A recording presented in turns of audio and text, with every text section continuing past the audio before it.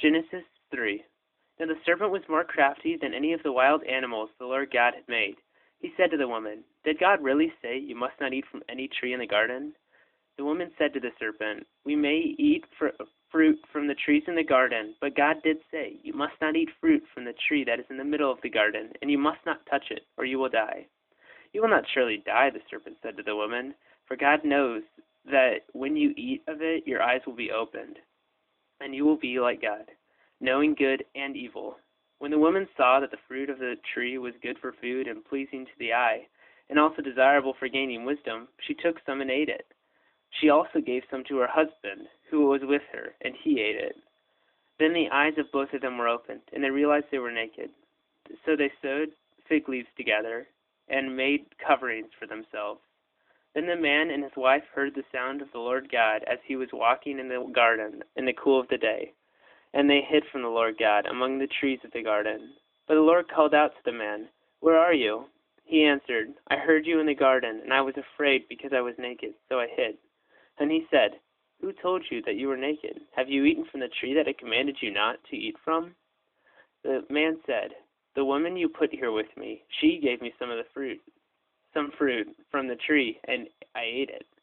Then the Lord God said to the woman, "What is this you have done?"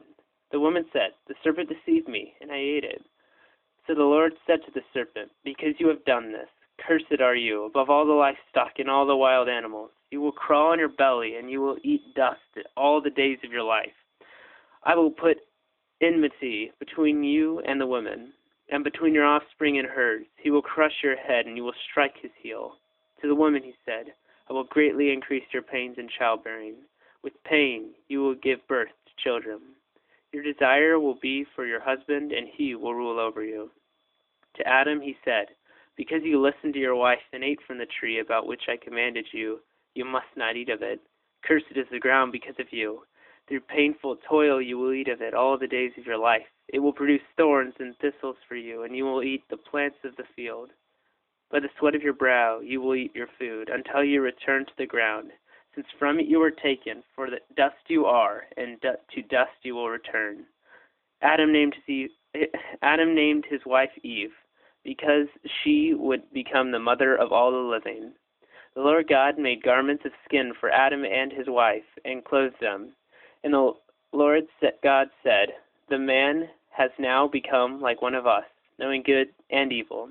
He must not be allowed to reach out his hand and take also from the tree of life and eat, and live forever." So the Lord God banished him from the Garden of Eden to work the ground from which he had been taken. After he drove the man out, he placed on the east side of the Garden of Eden cherubim and a flaming sword flashing back and forth to guard the way to the tree of life.